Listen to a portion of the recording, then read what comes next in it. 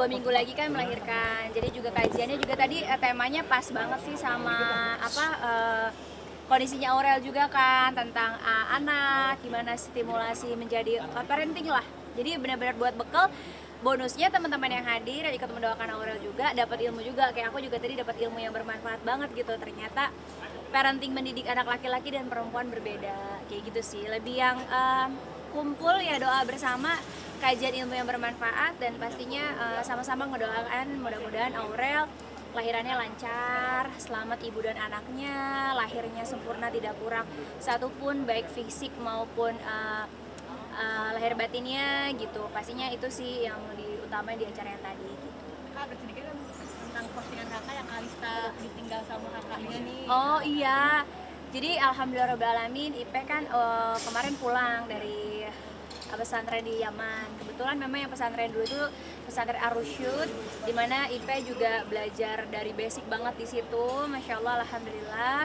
Dan sekarang masuk di pesantrennya Daruz Zahra, dimana yang memang dibimbing langsung sama istri dari Habib Umar gitu. Dan memang mimpinya Ipeh banget.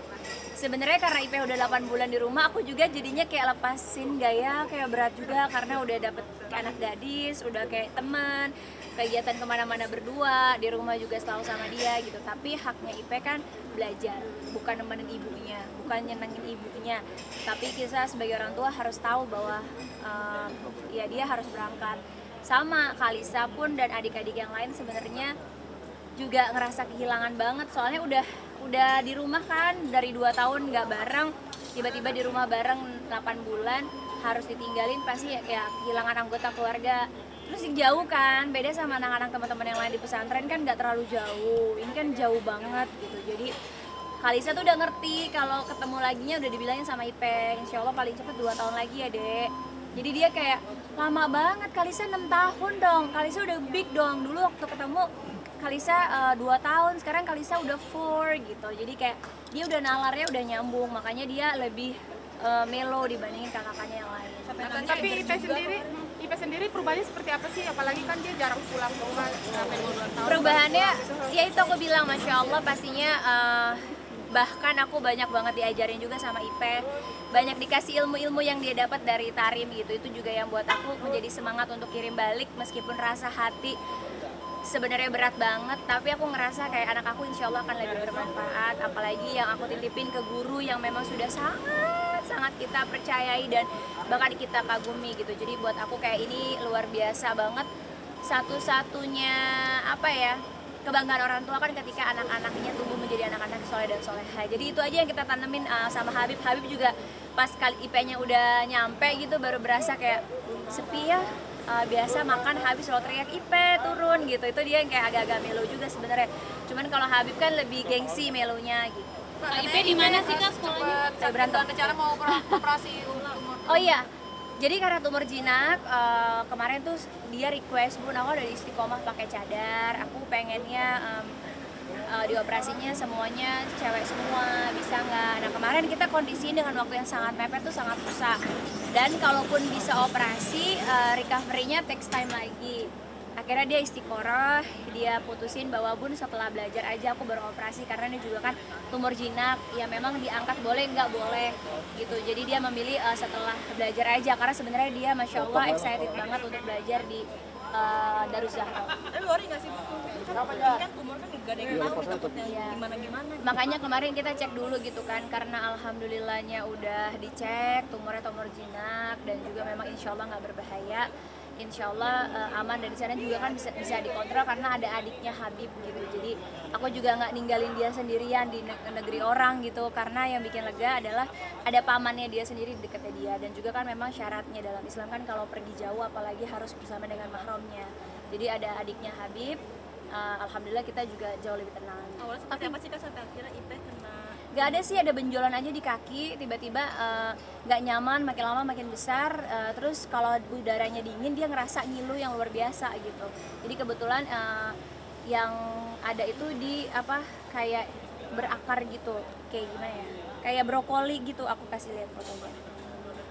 Jadi ya akhirnya karena emang udah benjolnya sangat-sangat nongol gitu, jadi kita kayak gini, kayak gini. Jadi kan ini tulang nih, nah ini yang tumbuh ini yang kayak brokoli yang kecil itu benjolan yang selama ini kayak ditanya-tanya nama kita ada apa nih benjolannya, kita pikir kan bengkak atau kelenjar gitu, ternyata ada tulang. Aduh maaf ya, love aku telepon. Sweet sekali jadi Elvi. Ayo yang sabar ya. Oke udah belum? Tapi jadi bikin kepikiran nggak sih kak? Lagi mana-mana kak? Kenapa Habib? Habib kenapa nelfon mulu Posesif sih ya, Bib? Lagi wawancara Bib. Assalamualaikum. Waalaikumsalam. Udah baik, assalamualaikum katanya. Tahu dia.